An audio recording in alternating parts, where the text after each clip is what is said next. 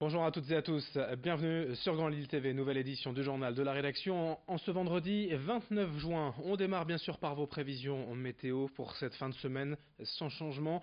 Le temps estival se maintient aujourd'hui et ce week-end, du soleil, du ciel bleu et des températures plutôt élevées, jusqu'à 6 degrés de plus que les normales de saison. 30 degrés de prévu de nouveau aujourd'hui à Lille, malgré le vent de nord-est. C'est vraiment la chaleur qui va caractériser cette journée, cette fin de semaine. On en reparle avec les prévisions complètes juste après ce journal. À la une tout d'abord, l'actualité économique et sociale après l'annonce mercredi de la liquidation judiciaire de l'usine Jean Cabi de Saint-André par le tribunal de commerce de Lille Métropole. 242 salariés vont donc être licenciés. La question pour eux étant désormais de savoir avec quelles indemnités ils quitteront la société. Après pour certains plusieurs décennies de présence. L'usine de Saint-André est plus que centenaire, mais son activité va donc s'arrêter dans la journée. Jean Cabi était en redressement judiciaire depuis décembre dernier. La dernière offre de reprise prévoyait de conserver tout de même 122 salariés, mais elle n'a donc pas été acceptée. Hier matin, devant l'usine, les salariés ont distribué gratuitement près de 8 tonnes de saucisses, comme pour en finir le plus rapidement possible avec cette histoire. Écoutez l'un des membres du comité d'entreprise au micro de Nicolas Lebrun. Ça aurait pu tourner autrement si il y avait eu des efforts de fait.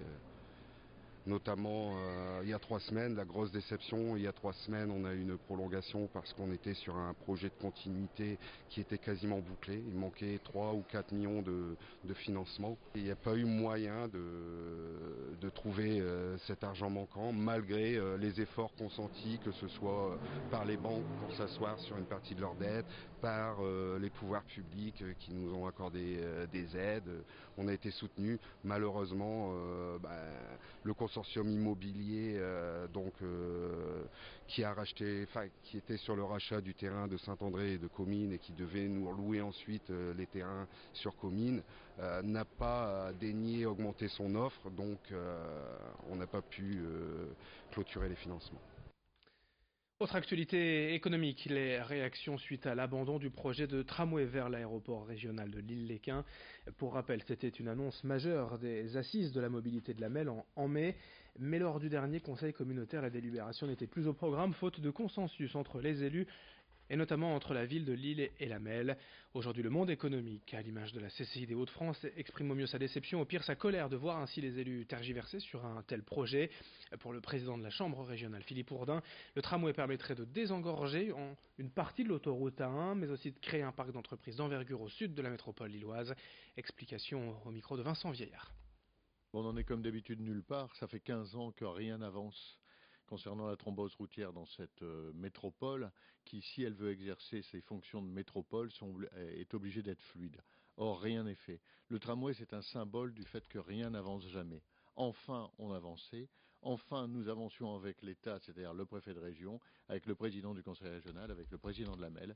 Et comme d'habitude, tout s'arrête au moment où on prend enfin espoir. C'est une opportunité pour la région, parce qu'il n'y a pas de région sans une métropole puissante, et il n'y a pas de métropole puissante sans un aéroport. Un aéroport qui progresse, un aéroport qui est au service de la métropole, c'est-à-dire au service de ses habitants, au service des entreprises, au service du monde économique.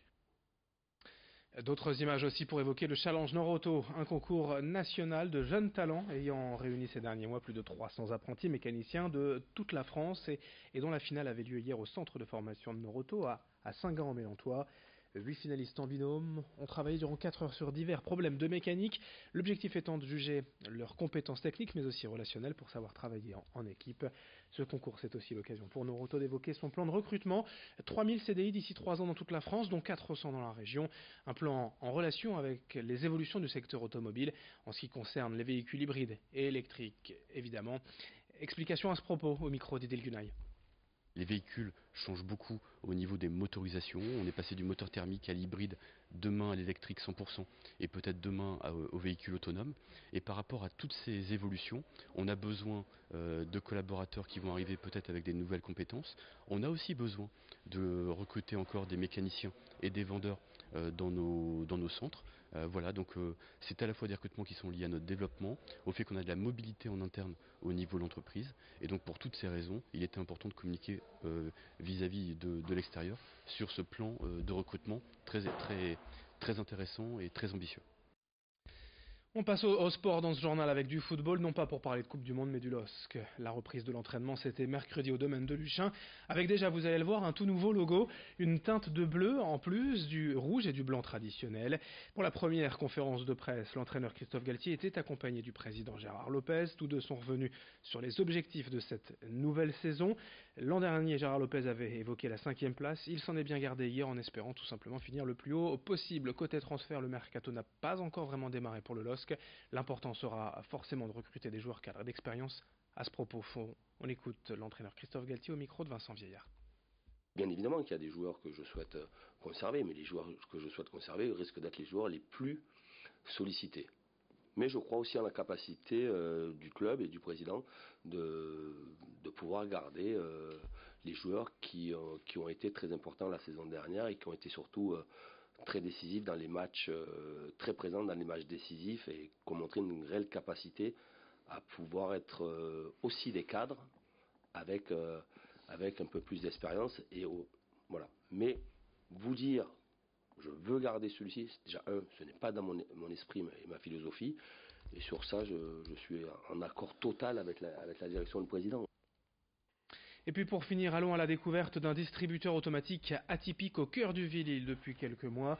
En Robe des Champs est une boutique sans vendeur mais avec 300 casiers remplis de produits agricoles de la région. On y trouve des fruits et légumes, des produits laitiers, des soupes ou encore du jus de fruits accessible 24 heures sur 24, 16 jours sur 7. Il y a même une page Facebook pour présenter les derniers arrivages. Ce distributeur permet aux citadins de profiter de produits locaux en circuit court sans se déplacer à la ferme. Ici, il n'y a que des produits de saison, cultivés dans la région. Présentation au micro d'Idil Gunay.